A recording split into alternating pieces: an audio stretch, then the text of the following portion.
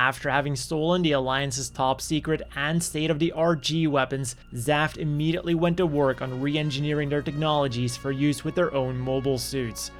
One such technology was miniaturized beam weapons, and the first unit that this was tested on was the Cgue Deep Arms.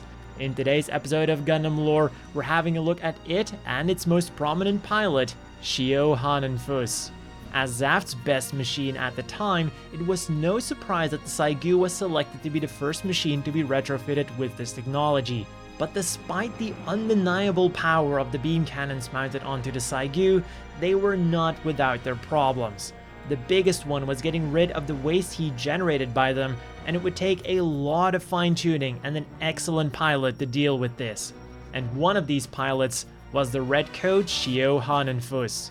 Initially, she was part of Zaft's Earth forces, and one of the first battles that she saw with the Cgue Deep Arms was against Junk Guild technician Lowe. While the exact reason for this battle is unknown, Lowe had just found a really rare reconnaissance Baku head that still had some secret encrypted information stored inside of it, so it's likely that Shiho's mission was to either retrieve or destroy the Baku head. Unbeknownst to her though, a copy of that data had already been made, so if her mission was to keep that information from spreading, the mission was doomed from the beginning. But regardless, recovering the head was no issue because Lowe quickly dropped it during combat. Her attempts to then take out Lowe, on the other hand, went less ideal.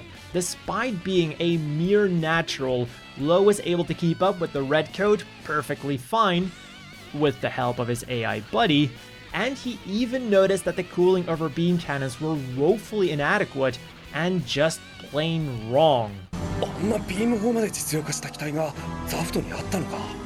でもまだでかいな。冷却装置もでかい。なんでエントロピー制御にしないんだ？あれは信頼性が低い。超ペルチェ効果と大ハイブリッドシステムが原因だから。 In the end, Lowe managed to ditch Shiho and safely withdrew back to his companions. I can't believe we won! I may not be a great fighter, but I know machines. No way I'm losing in a mobile suit battle. Sadly enough, without the Baku head that he had just spent 1.9 million Erts on. これでもう追ってくれないだろう。マザーシップに帰還するぞ。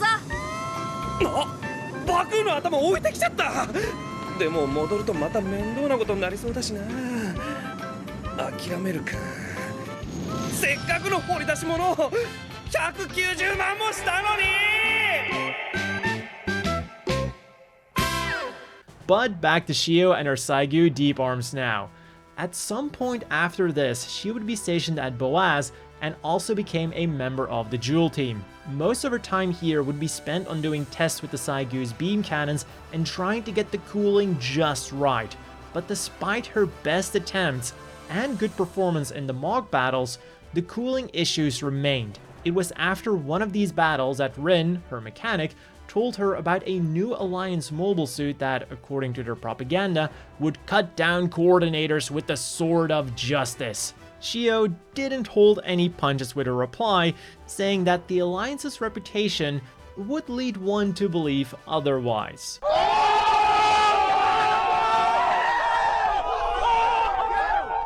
Obviously, Rin agreed, and she also told Shiho that getting her own customized insignia would be cool too.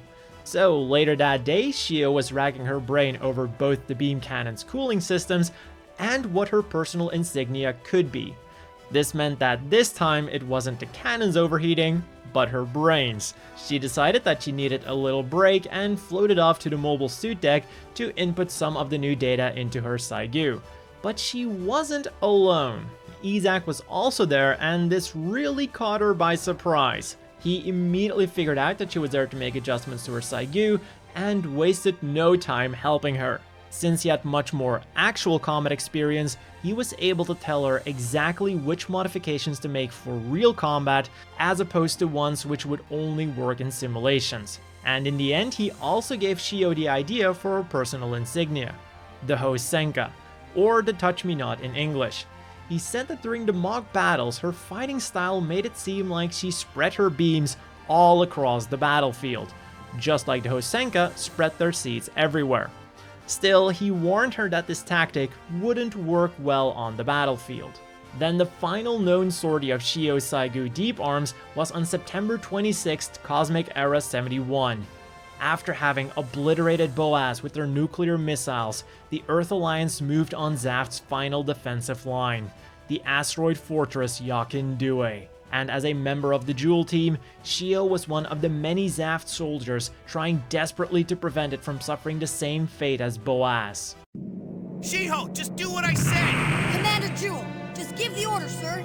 Throughout the battle, she would come face to face with all three of the Alliance's second-generation G weapons and their unstable pilots. Even though she was unable to take any of them out by herself, she still played an important role in beating them back. All enemy mobile suits have withdrawn! Roger that. Shiho Hanenfuss! Commander Jewel. Well done, but I'd expect no less from someone chosen to wear the red uniform. Thank you, Commander. I think this is the first time you've ever praised me. I'll continue to do my best for the honor of the Jewel team. Okay then. Keep up the good work. Yes, sir. Then, after the first wave of attack, she and Isaac, along with the rest of the Jewel team, could take a short but well-deserved break.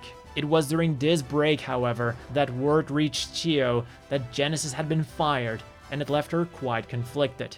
Now that we fired Genesis, does this mean the war's finally over? But something feels wrong about this. I wonder what it is.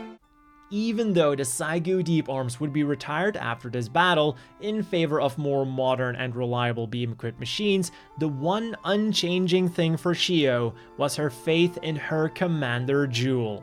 And that is all for this episode of Gundam Lore on Shiho Hanenfuss, a quite popular character who's managed to get a dedicated following despite having only minor cameos in both the anime and the video games. But I guess that it is exactly because of this small role that she played and because Nami Tamaki didn't voice her that she was able to survive, unlike Heine or Miguel, who were not so fortunate. And for those wondering, the video game footage was from Never Ending Tomorrow, a game that I don't necessarily recommend. The manga was The Blooming of Hosenka on the Battlefield, which is a very short one-shot manga, so it's totally worth checking out, and it'll take you like 5 minutes to read through it. And if you then still have another 5 minutes to spend, the anime footage was from the Astray OVAs, which are totally worth checking out. And again, it's like 5 minutes for one episode. So 10 if you want to watch both of them. Anyways, that's all for this Gundam Lore video on Shiho Hanenfuss. If you enjoyed it, be sure to leave a like and subscribe for more similar content in the future. As always, a big thank you to the Patreon supporters. I hope all of you watching have a great day, and I'll see you all next time.